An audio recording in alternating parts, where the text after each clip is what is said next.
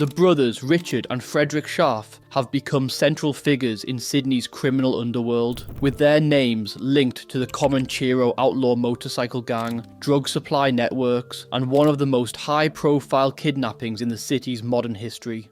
Their cousin Elijah added to the family's reputation for notoriety with his own role in the abduction of a lone wolf bikie, a case that played out in dramatic fashion inside and outside the courtroom. In this video, we'll tell the story of the Schaafs, from Richard and Frederick's rise in the drug trade and the Stuart MacGill saga, to Elijah's conviction over the Mancuso kidnapping and the looming sentencing that could define the family's future.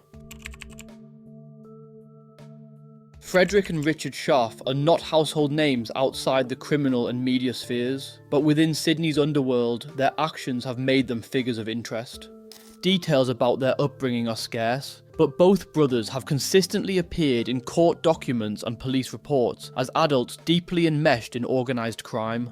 What is clear is that the brothers cultivated connections with the Comanchero outlaw motorcycle gang, one of Sydney's most notorious criminal networks, which has historically been involved in drug trafficking, extortion, and violent enforcement. Police first began to focus on Richard Schaaf in 2018 when a Western Sydney property in Doonside came under surveillance. Detectives observed Richard making regular visits, often in the company of known Comanchero associates. The Doonside home soon became the hub of a cocaine supply network that distributed drugs across Sydney's western suburbs. By May 2019, the police were ready to strike. In coordinated raids on Richard's Sylvania home and other properties linked to the syndicate, investigators seized cocaine, steroids, cannabis, cash, and luxury goods. The Doonside safe house itself revealed the scope of the operation. Alongside drugs, officers found 71 bottles of unopened liquor, 26 boxes of new shoes, 62 bottles of perfume and cologne, and 60 items of clothing still bearing security tags. To detectives, these goods represented the proceeds of crime, a visible sign that Richard's network thrived on both drugs and stolen merchandise. The raids also uncovered $109,177 in cash, a Mercedes-Benz GLE 63 worth $120,000, and a Toyota Hilux valued at $15,000. These assets were also seized as suspected proceeds of crime. The scale of the haul showed that Richard was no low-level dealer, but a man at the centre of a profitable and organised supply network. Charged with 17 offences, including knowingly directing a criminal group, drug supply, possession of prohibited substances, and dealing with proceeds of crime, Richard faced the prospect of a lengthy prison term. He spent 10 months in custody before securing bail in March 2020. The Supreme Court agreed to release him after a friend offered a $100,000 surety and he pledged to wear an electronic monitoring bracelet. His lawyer argued he needed to support his wife and 2 children, and the court acknowledged that delays in the prosecution's case meant a trial might not occur until 2021. Strict bail conditions followed. Richard was ordered to live with his mother in Marrickville, remain under house arrest unless accompanied by her, and report daily to police. He was barred from contacting any Comanchero members, though police alleged he had already flaunted such restrictions in the past. Despite his release, just a few months later, his lawyers applied to vary his bail so he could work in his excavation business, claiming he needed income to afford the $15,000 monitoring bracelet. Magistrate Jeff Hyatt denied the application, warning Richard that he was already very lucky to be on bail. By November 2020, Richard's legal strategy shifted. He entered guilty pleas to directing a criminal group, drug supply and possession charges, with 13 other charges withdrawn. When he returned to Parramatta District Court for sentencing in March 2021, Judge Craig Smith described him as playing an overarching role in directing the drug supply. Phone taps had captured him arranging cocaine deals and overseeing runners who distributed drugs through 2 drug phones. Raids on his home produced steroids, cannabis, and notebooks used for debt collection. While 2 other associates faced prison for their roles in the same network, Richard narrowly avoided a custodial sentence. Instead, he received a 26-month intensive corrections order, 250 hours of community service, and strict non-association orders, preventing him from mixing with outlaw motorcycle groups. For Frederick Schaaf, the path into crime was similar, though his profile was lower. In 2020, he was arrested on drug-related charges of his own. While not as deeply embedded in the Comanchero network as Richard, Frederick's offences showed the same willingness to operate in high-risk circles. Just a year later, his name would be splashed across headlines alongside his brothers, marking the beginning of a criminal saga that would cement their notoriety in Sydney's underworld. The kidnapping of former Australian cricketer Stuart MacGill in April 2021 represents the most notorious episode in the Schaaf brothers' criminal career. Authorities said it had all begun with a failed cocaine deal. MacGill, acting as an intermediary, had introduced a dealer, known as Sonny, to Marino Sotiropoulos, the brother of his partner Maria O'Meara. However, when Sonny used counterfeit money to steal 2 kilograms of cocaine, the criminal network turned on MacGill, insisting he pay for the loss because he had vouched for him. Although he had no direct role in the deal, MacGill was blamed for a $660,000 drug heist, setting in motion a terrifying chain of events that left him physically threatened and shaken to his core. On April 14th, 2021, MacGill was abducted outside his Cremorne home on Sydney's lower North Shore by a group of men, including Richard and Frederick Schaaf and Valuago Matakifilo. He was forced into a vehicle and driven approximately 70 kilometres to a property in Bringelly in southwestern Sydney. There, he was confronted, threatened and physically assaulted, while demands were made for a payment of $150,000. Garden shears, rope and gloves were allegedly brought to the scene by accomplices, though prosecutors later acknowledged that no firearm had been present. After about an hour, MacGill was driven to Belmore, where he was ultimately released. Despite being freed, the psychological impact of the experience left him shaken, prompting a near week-long delay before he reported the incident to police. Police investigations were extensive. Surveillance, phone intercepts, and multiple search warrants across Sutherland, Caringbah, Brighton Le Sands, Banksia, and Marrickville yielded evidence of the Schaaf brothers' involvement. Investigators also examined the role of other participants, including Marino Sotiropoulos and Son Min Nguyen.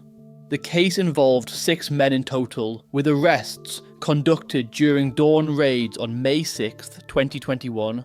The Schaaf brothers were charged with participating in a criminal group and detaining MacGill with intent to obtain advantage while causing actual bodily harm. In early 2022, they entered not guilty pleas, contending that MacGill had gone willingly to the Bringelly property and had not been subjected to extreme violence. Defence lawyers highlighted inconsistencies in evidence, including the absence of visible injuries and the fact that garden shears, not bolt cutters, were present, which they claimed undermined allegations of threats with lethal weapons. Despite these arguments, the courts maintained strict bail conditions for the brothers while they awaited trial. On August 26, 2025, prosecutors and the Schaaf brothers reached an 11th hour plea deal. Serious kidnapping charges were withdrawn, and the brothers, along with Valuago Matagifilo, pleaded guilty to assault and intimidation. The events at Bringelly were framed as involving threats and physical violence, but not the severe criminal acts initially alleged. The court scheduled their sentencing for October 2025, leaving the final legal outcomes pending. Ironically, MacGill himself faced legal consequences due to his indirect role in the drug deal. In March 2025, he was found guilty of participating in the supply of a prohibited drug after facilitating the introduction between Marino Sotiropoulos and the cocaine dealer. He avoided jail, receiving a 22-month intensive corrections order and hundreds of hours of community service, reflecting the court's assessment of his limited but pivotal involvement. While Richard and Frederick Schaaf were fighting their legal battles over the Stuart MacGill case, their younger cousin Elijah was embroiled in an equally shocking and violent episode. In the early hours of June 1st, 2021, a convoy of vehicles pulled into the yard of a Bringelly home on Jersey Road. Inside, Dillon Mancuso, a former Lone Wolf Outlaw Motorcycle Club member, was asleep alongside his father. The intruders forced their way into the property with their faces covered and weapons in hand. Mancuso's father was assaulted in the chaotic invasion before the group dragged Dillon from the home at gunpoint. The men, including Elijah Schaaf and Valuago Matakifilo, bundled the bikie into a vehicle and transported him across Sydney to an industrial warehouse in Revesby. There, he was stripped, beaten and bound with duct tape. The kidnappers' intentions were clear. They wanted money. Calls were made from Mancuso's mobile phone demanding a ransom that ranged wildly from $30 million to $100 million. The audacious sum reflected either desperation or bravado, but in any case it drew immediate police attention.